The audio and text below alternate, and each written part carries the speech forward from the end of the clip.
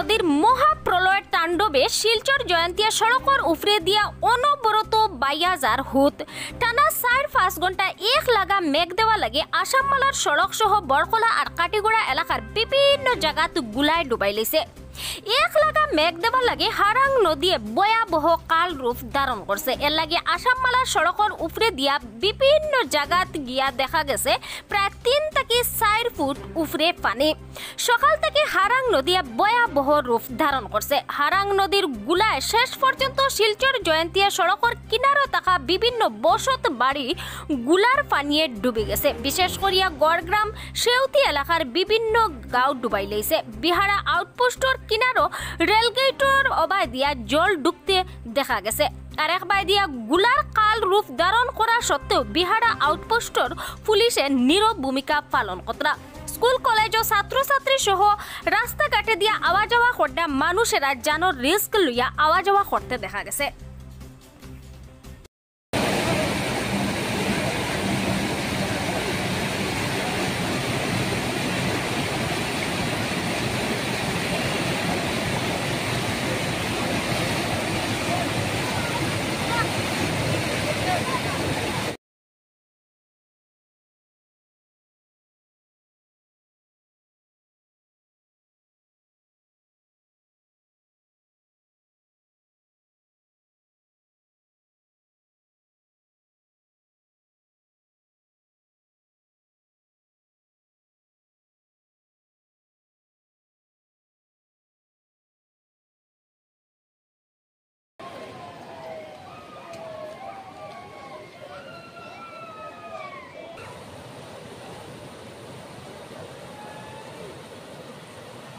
পাহাড়ি জলের তাণ্ডবে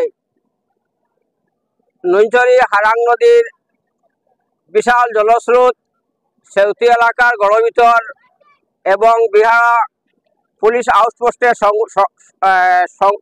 সম্মুখবর্তী